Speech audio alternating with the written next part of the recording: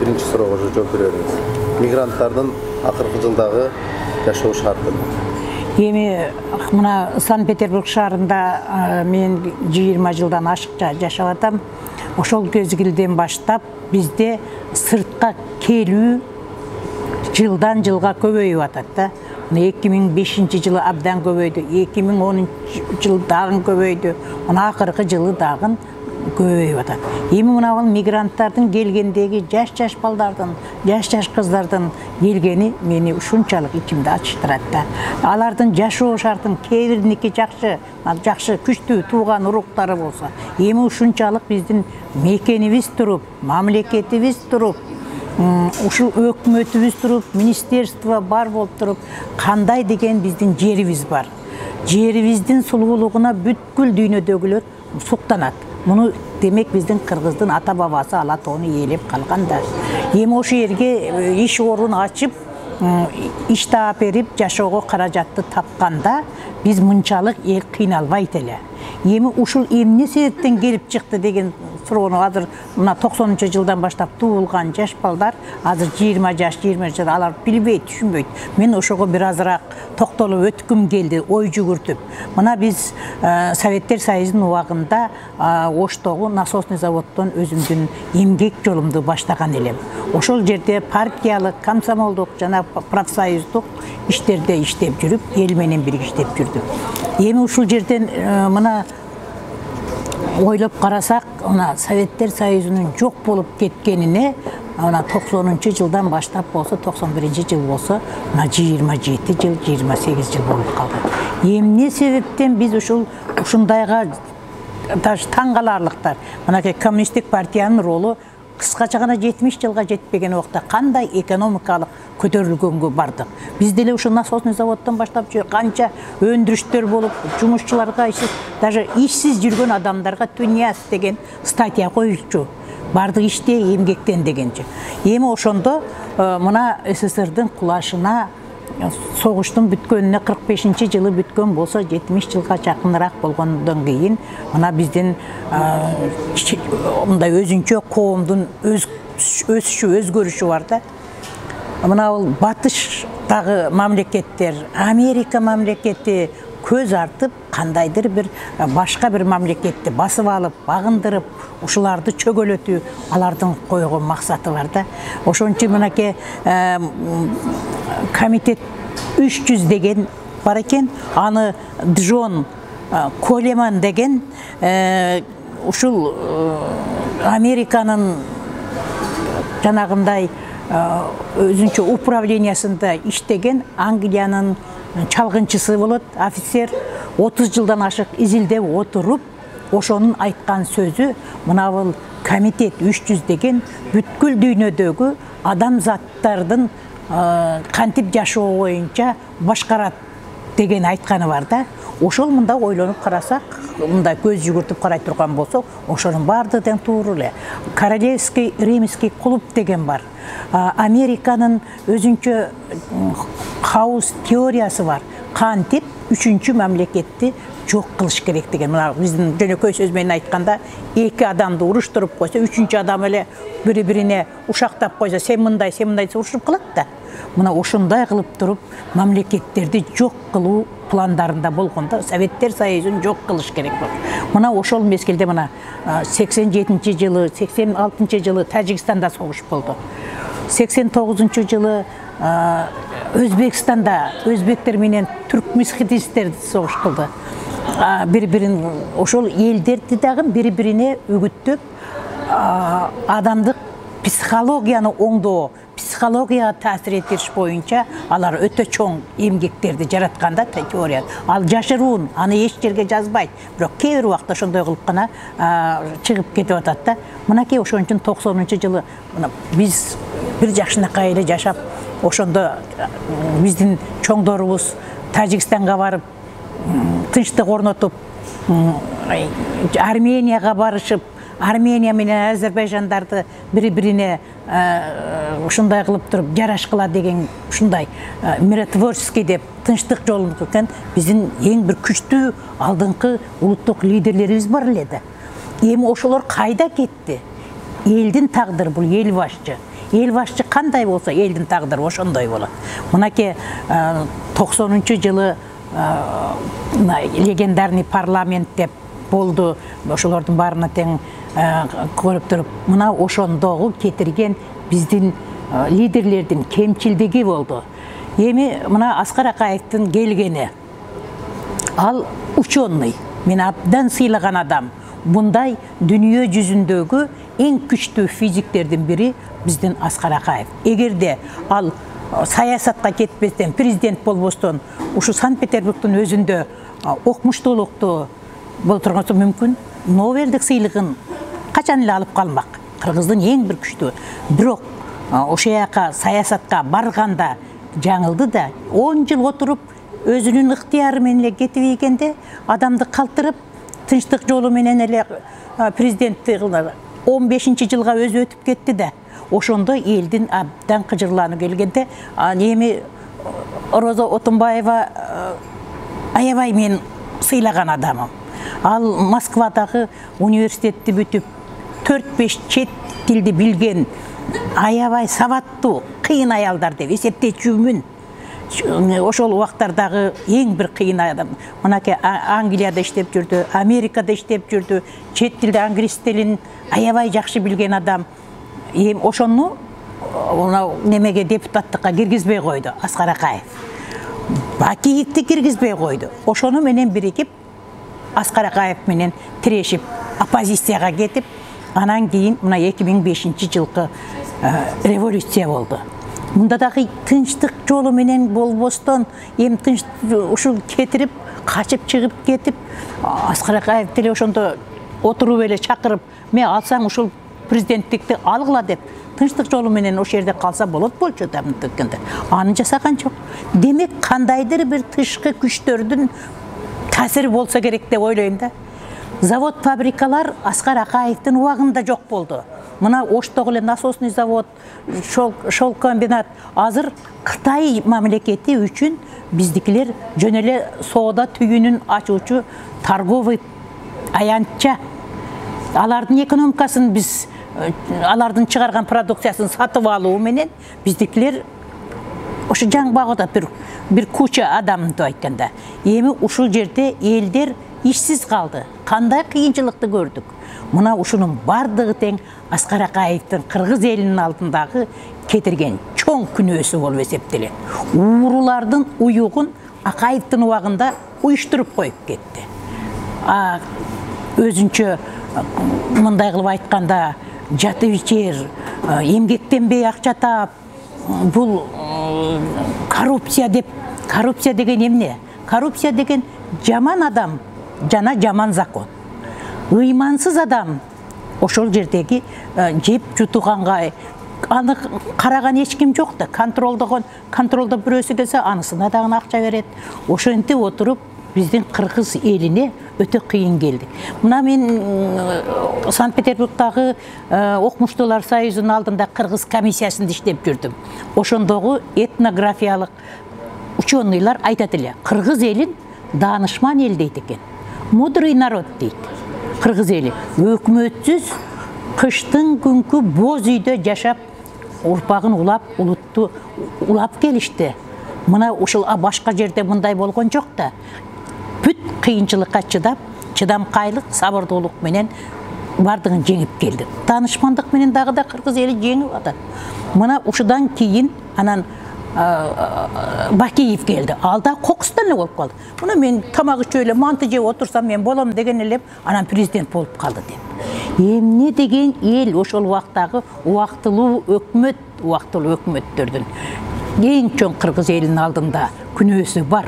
Булар ошолор болбогондо кыргыз элинде кандайдыр бир башкача дагы жашоо болушу мүмкүн эле. Завод, фабрикалар иштеп турганда, мынакей эч жакка мынчалык тентибейт эле эл. Ошон үчүн мынакей 4 президентти өткөрдүк. 4 президенттерди мынакей Аскар Акаев Санкт-Петербургдагы институтты бүттү. Бакиев болсо Саратовдон окууну бүтүп келди. Атамбаев Москвадан, Роза Отунбаева Москвадан жана Ломоносовда бүттү, жакшы бүттү, издание алды. Бирок булардын жүрөгүндө кыргыз элин сүйүү деген жок экен да. Кыргыз жерин сүйүү деген жок экен. Кантип эле ушул өзөңгү кушту деле сатып, каркыраны деле сатып, мына Өзбекстандын чегарасына араван деле бар алчы, оштун чегарасына өзбектер канчалык келип алышкан. Ошону да билгизбей сатып, бул эмне деген? Бул бүткүл дүйнөдө bir karış жерди үчүн согуш болуп келген. Мына бул Англия менен Франция 100 жыл согушкан, бири-бирине 100 жыл. Мына ошол мезгилде мына Жанна Дарк деп Франциянын аял болгон баш болуп чыкканда аны кийин жана отко күйгүзүп экен. 500 жылдан кийин улуттук баатыр деген наамды берип Жанна Дарк бүткүл дүйнөдө турат да. Эми ушул мезгилде биздин кризис өтө кыйын болуп калды. Мынтип айткандачы. Өзүң ойлоп көр, ушул биздин кечээки эле Ноуруз майрамын өткөрүүдө кандай кыйналдык.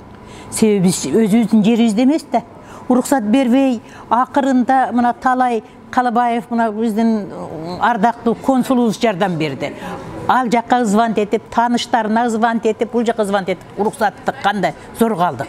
Бул демек биздин өзүбүздүн жер эмес да. Биз канчалык сулуу жерде жашасак дагы, айлыктары, акчалары көп болсо дагы, биз жерди сагынат да. Эми ушул жерде качып жүргөн мына биздин Акаевди, анан кийин Бакиевдер ушу жыргап жүрүшөбү. Акчалары мүмкүн көп болсо керек, билбейм.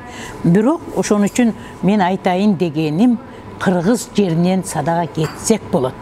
Анан ошол бир убакта мына Кытайдын калмактар менен болгон согушта ошо биздин ата бабаларыбыз аларды сүрүп чыгарып, анан ээлеп калганда, эми ошону бүгүнкү күндө аябай кыйын акыбалда турат. Эми мамлекет болуп калат, мына бул дүйнө жүзүндөгү эле картаны карасак канча жолу өзгөрүлдү. Канча жолу мамлекеттер жок болуп кетти. Мына 60 миллиондон ашык саны бар уйгурлар. Олар бай, аябай акчасы көп. Курттардын. Онда сүйлөшүп келсем, курттар аябай акылдуу экен. Менде эле тааныштар бар курттарданчы. Ошолор бай. Эми мамлекеттин кайра кура албай, мына Турциядагы Аджаланды биринчи ошол улуттук лидерин кандай кылып кыйнашты. Кудай ошого жеткирбесин, биз мамлекетти сактап калыш керек. Ошон үчүн бул кризистен кантип чыгабыз деген. Ушул кризис мен айтар элем. Азыр жанагыл Адахам Мадумаров мен таанийт элем, ал мени тааныбаса деле керек. Мурундагы бир жакшы мындай, мен мисалы үчүн өзгөндүн мырзакесинен болом. Ал Куршаптан болот. Эми ушул жерден тааныш эмес, ошол жака барып жүргөндө элдерден уккамын да. Мисалы үчүн эми аябай жакшы кантип каражат табабыз. Эми только президенттерди биринчи жолу 4 президенттен кийин элди сүйгөн, элдин арасынан чыккан жөнөкөй, элге дилине жакын Сооронбай Жээнбеков келди. Ал дагы бир Кудайдын кудурети менен да. Ал жөндөн жөн эле бирөөнүн айтканы боюнча канча жүгүрүп жүрүштү. Мисалы үчүн мына Өмүрбек Текебаев президент болсо болбой беле, мурун эле ошол Бакиевдин ордуна Роза Отунбаева президент болсо болбой беле. Эми мындай кылып караганда Бакиевдин кетирген кемчилдиги эмне болду? Ал өзүнүн баласы Максим Бакиев менен Жаныш Бакиевдин ортосунан кандайдыр бир талаш менен ушул элди ушуга алып келди да, мынтип айтканда. Бул экинчи революцияга алып келди. Бул ойлонуш керек болчу, бир элди сүйгөндөн кийин жоопкерчилик. Эми ушулардын жөн эле жоопкерчилиги жокпу? Азыркы мезгилдеги биздин жогорку кеңештеги эле отургандар элдин адамы да, эл шайлады да, жакшыбы жаман шайлады. Алар отурат, элдин артында жоопкерчилиги жокпу? Демек, азыр чоң жоопкерчиликти алардын мойнуна коюш керек. Алар жеп-жеп жакшылап алып жыргап эле, ал жерден дача алып, бул жерден үйдү куруп алып эле, иш орун жок, элди тентитип ийип, азыркы күндө эл кайра барса эмне кылат?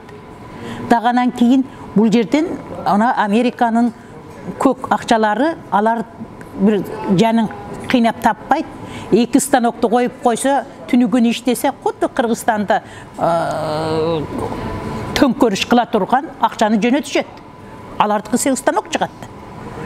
Ошого булар кутуруп аттат да, мынтип айтканда. Эч качан мен барганда мен мындай далилдүү же бир кандайдыр бир колунан кармап алып же андай кылганым жок, бирок сөз сүйлөгөндө анан эмне кылабыз? $100 берсе кыйкырып кой десе кыйкырып койдук да, чык деселе чыгып койдук да деп жөнөкөй адамдардын сөзүн угуп келдим да. Эми ушундойлор болуп атат да.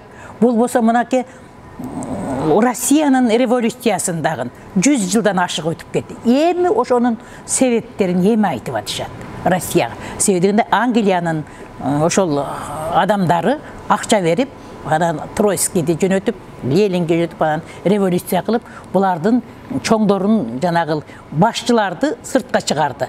Жок, анда дагы элди Россиянын адамдарынын намысы ары бар экен, согушту, улуу атамекти согушту жеңип чыкты. Эми ушундай болуп, өзүнүн өлкөсүн сактап калды. Биз дагы куду ошондой сактап калышыбыз керек. Эми мен айтайын дегеним акырында, бул эл менен бийликтегинин ортосунда согуш жүрдү. Согуш жүрдү дагы, биздин элибиз тынч гана элди жерди бошотуп берип коюп гана мына жанын багып жүрүшөт. Бул мигранттар. Ушулар жөнөтүп атат акчаны, кандай кылып ал жакта пайдаланып атат, эми ал бизге белгисиз. Бирок ошол үйлөрдү салып, 2 этаж, 3 этаж үйдү салып, 2-ден 3-төн машиналарды алып койгону, бул биздин өкмөттүн же жогорку кеңештин жетишкендиги эмес, элдин жетишкендиги. Мына ушул согушта, мына бийлик бүгүнкү күндө, мына бул 17 мартта Атамбаевдин сүйлөгөн сөзүнөн кийин булар ушул согушта жеңилди. Согушта жеңилип, согуштун туткуну болду. Мен мына Атамбаевди, мына Роза Отунбаеваны, Аскар Акаев жана булар согуштун туткуну деп эсептейм. Мынакей атамекендик согушта биринчи согушта мына биздин Исаакиевский соборду Франциядын туткундары кайра тургузган. Сталинградты, Москваны кайра курганда дагы жанагы немистердин колго түшкөн туткундарына кайра курдурган. Бул естественный, табигый законда. Мына ошондуктан кайрадан Кыргызстанды калыбына келтирүүдө, кыйраган атамекенибиздин өндүрүшүн кайра калыбына келтирүүдө бир фонд кылыш керек да. Ушул фондко жалаң экстерден жегендериңерди ушул жерге койгула деген закон чыгарыш керек. Мына бүгүн биздин жогорку кеңеш, алардын колунда бийлик турат. Аларды эмнеге гана теңебеди? Мен мына жогорку. Ошондуктан мына бул Акаев, Атамбаев, жанагы биздин Бакиев, Роза Отунбаевалар төртөө акчаны чыгарып, мынча жедик элек, мынча алдык элек. Мына фонд, мына карыздан кутулуш керек. Кантип 4-6 жылда 4 миллиард доллар карыз болуп калат. Эми өзүң ойлоп көрчү, жөнөкөй эле, табигый эле, мындай даже мындай образованиясы жок адамдар да түшүнөт да. Эмнеге коротушту, эмнеге расход кылышты? Элдерге пенсиясылары канча? Врачтардын зарплатасы, мугалимдердин айлыктары канча? Бул өтө өкүнүчтүү. Булар эл душманы деген өзүнчө бир списка кылыш керек. Ошон үчүн мына журналист Адахан Мадумаров мына ушул списканы куруп берсинчи. Эл душманы бүгүн ким деп туруп. Мына эксттер бар. Ким канча жеди? Илгерки баягы байыркы Римде дагы ошондой бир өлкөнүн, ар бир өлкөнүн басып өткөн тарыхы бар да. Ошондо жанагы Фемида бул баягы акыйкаттын кудайы деп коет. Соттордун кудайы элдин арасында. Ошондо ошо Фемида айткан экен. Кантип биз ушул сотторду оңдойбуз дегенде, ал айтат экен ошо кол болгон падышага. Ошо главный соттун терисин, жон терисин сыйрып, ошодон кресло жасап сотторду отургуз деген экен да, илгери убакта. Ошондо биздин кыргызда деле сөз бар, жон териң сыйрылгыр деген сөз бар, ушул калган. Мен бир укканмын ушул сөздү. Жон териң сыйрылып, түрүүлөй ошо соттун терисин сыйрыган экен дагы, ошодон кресло жасап, ошол креслого сотторду отургузганда акыйкат боло баштаган экен да. Эми өкмөттө, биздин мамлекетте адилеттүүлүү болбосо, акыйкаттуу болбосо, бир инвестор барса, алар баары тең качып кетсе, анан шапкасын сурап отурса, бул эмне деген атка минерлер, эмне деген чиновниктер, эмне деген эл башчы же эл лидер. Ушулар лидер болобу? Эми ошон үчүн азыр албетте Сооронбай Жээнбековго өтө кыйын мезгилде туш болду. Тагдырына тан бериш керек. Бул чырмооктой оролуп калган ууру замандан бошоныш кантип бошонот? Эми ошон үчүн жардам бериш керек да. Эми программа өнүктүрүү ар бир райондо, ар бир биздин областта ишкана ачыш, өндүрүш ачыш, иш орун ачыш боюнча программа болуш керек. Онун акчасын бөлүп бериш керек. Мисалы үчүн мына Сапар Исаак, жанагы Сатыбалдиевтерди камады деп атат. Алардын акчасын төлөттүрсүн, кое берсин. Эмнеге аларды түрмөгө дагы кошумча расход менен кармап отурат? Төлөсүн. Ошол жегендердин барды тең төлөсүн дагы, анан биздин өндүрүш өнүксүн, бул жердеги мигранттардын саны азайсын, кайра барып, ошо окууну бүткөн адамдар өз ордун таап калса, биздин экономиканы бир алдыга жылдырган болобуз. Ошентип бир туура жол табабыз. Кризистен чыгуунун жолдору кандай ойлойсуз? Эми биз бул кризистен чыгыш үчүн биринчи кадровый маселе коюш керек да. Канаке, ушул таза кадр калганбы? Жыжалаңла ууруларданбы? Эми карап туруп сотторду алмаштырыш керек. Эми туура эмес чечим чыгарса, эми ошол сотко кайрадан өздөрүнө иш козгош керек. Укуктук биз правовое поле деп коет. Эми чындык болгон талаада чындык өсүп чыгат да. Ошон үчүн мынакей айттым, мына 4 президенттин фондун ачыш керек дагы, алар акчаны которсун. Аскар Акаев барып илимий жол менен далилдеп науканы, биздин академия науканы башкарсын, ага акча таап берсин. Өздөрүнүн уртап алып чыгарганы боюнча. Эми ошол убакта алтындар бар, алтын кендери бар экен. Эми ошо менен кантип биздикилер ушундай элди акыбалга жеткирсе. Мына көзүң көрүп атат экен. Мына Санкт-Петербургда алтынды жанагы жакшынакай имараттардын үстүнө алтын менен жокну эл көрүп атат. Эл рахат алып атат ошодон, ошол алтындан. А биздин алтындан ким рахат көрүп атат? Мындай кылып караганда, ошол сөзсүз ушуну жоопкерчилик тартыш керек. Анан сураш керек да. Биздин жогорку кеңеште отургандар эмне кылып отурат? Бир гана 4-5 гана депутаттын үнүн угабыз ушу. Каныбек Иманалиев, Момбеков, анча-мынча Айнура сүйлөп коет, Алтыбаева дагы бар да мынтип айтканда. Эми бирок бир акылды калчап туруп, коомду жакшы жакка өзгөртүш үчүн мыйзамды кабыл алыш керек. Жаңы мыйзам керек. Биздин мына бул акыркы жылы иштеп атышат депутаттар. Депутаттарды эмне деген гана атка коюп кондурбады. Өзүңөр билесиңер. Эми мен ичим ачышат, менин мамлекетимде, менин өлкөмдө, мен Кыргызстандыкмын да, кыргызмын да. Бирок менде ошондой бийликте отура турган абдан алсыз только жегич адамдардын отурганы ар бир кыргыздын кыжырын келтирет. Эми жөнөкөй эл биз эмне жашоо өтө берет да, мынтип айтканда. Кеч кирет, таң атат дегендей, жашоо өтүп атат, айлыктары бар, жей турган тамактары бар, жашай турган үйү бар. А бирок мекен да керек да. Мекен биринчи очередте бүгүн болуш керек да. Бары ошон үчүн мен мына чет жактагы иштеп аткан кыргыздын лидерлерине кайрылып кетер элем. Жер-жердеги Россиянын, Турциядагы дагы башка Кытайда иштеп аткан ошолор келип өздөрүнө мынакей мен мынча акчам бар. Акционердик мына Япониядан үйрөнүш керек. Акционердик коомду куруп, мындай биринчи акционердик коомго ким канча процент доход кошсо, анын чыккан пайдасынан ошончо процент дивиденд алат экен да. 50% қошты, 50% пайдасын көрөт. 30% қошты, 30% көрөт. Мына ошентип өндүрүш экономиканы элге кетерлик. Мына биздин экология жагынан таза жанагы чөптөрүбүздү, эми элге жей турган тамактарды, эми биз жерден самолет чыгара албайбыз, машина чыгара албайбыз Кыргызстандан. Ал мүмкүн эмес.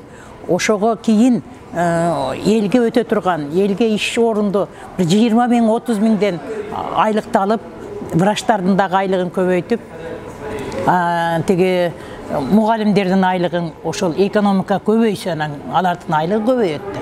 Ошону ойлоп чыга турган өзүнчө илимий план болуш керек.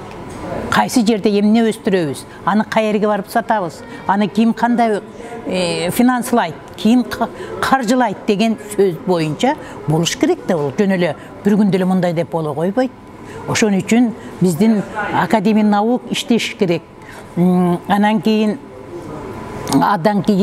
барып туруп экономикалык жактан эми өткөндөгү депутаттардын кимиси экен Жапар? 7 областы, Акылбек Жапаров, 7 областы 7 мамлекетке берелик. Алардын туусун ошо жерге коюп коелук деген. Эмне деген акылсыздык. Жеңип алса, согушта жеңгенде барып туун саят да. Эми ошол өзүбүздүн ошол мынакей кыргыздар барып эле бийлегиле. Анан кийин жанагы закон чыгарып коюшуптур.